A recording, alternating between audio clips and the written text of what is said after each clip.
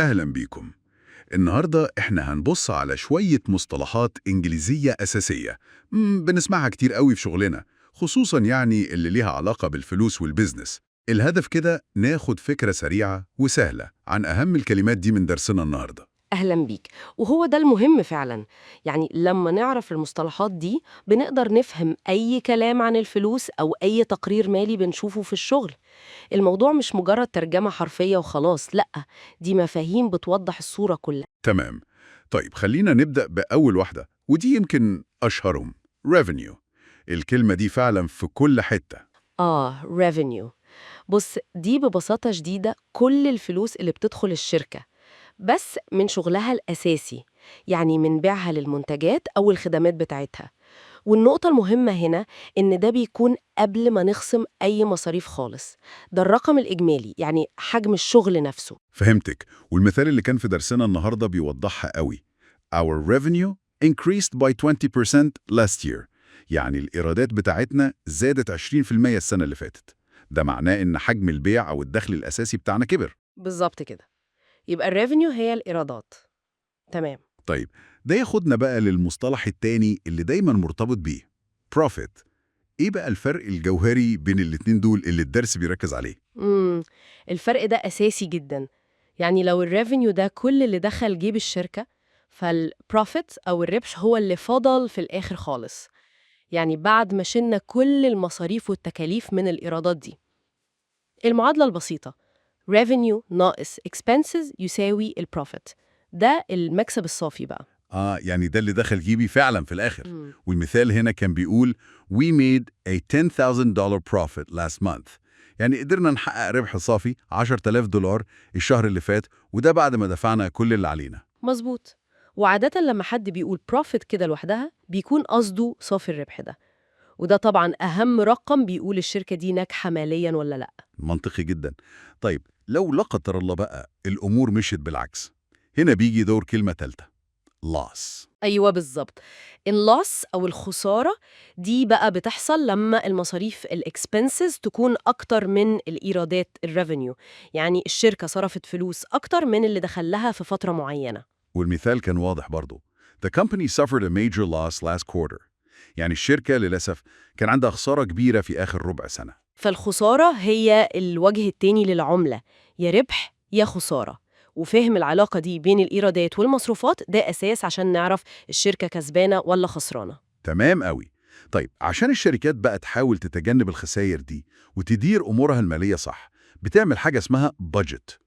المصطلح ده معناه إيه في سياق الدرس؟ البادجت أو الميزانية ببساطة دي خطة مالية الشركة بتحطها عشان تقول أنا هصرف فلوسي إزاي الفترة الجاية. يعني بتوزع الفلوس المتاحة على الأنشطة المختلفة، وفي نفس الوقت بتقارن ده بالإيرادات اللي هي متوقعة تجيلها. المثال بيقول: We need to stick to our monthly budget. وده بيوضح قوي فكرة الالتزام بالخطة. لازم نمشي على الميزانية الشهرية بتاعتنا. صح.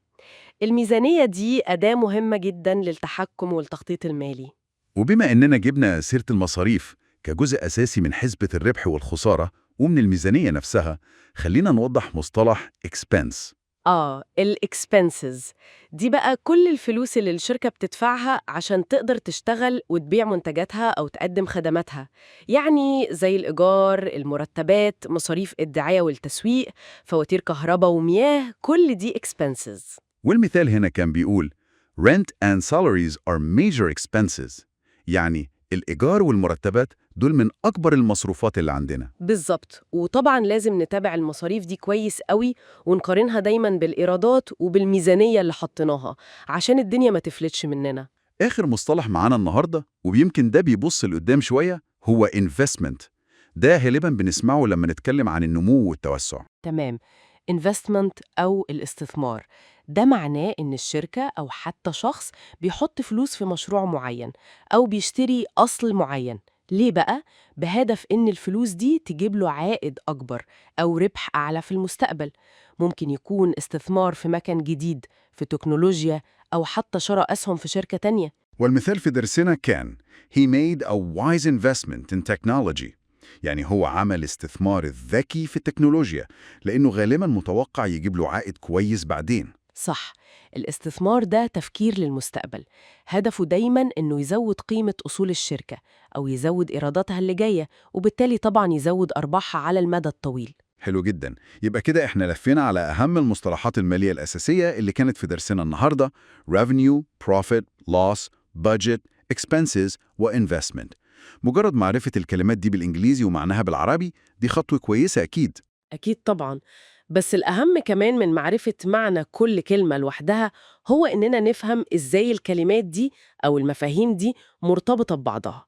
الفهم ده مش بس بيخلينا نعرف نقرأ تقرير مالي ونفهمه وخلاص، لأ، ده بيخلينا نقدر نشارك بشكل أحسن في أي نقاشات مالية في شغلنا، وممكن يساعدنا ناخد قرارات ليها علاقة بالفلوس وإحنا فاهمين أبعادها أكتر.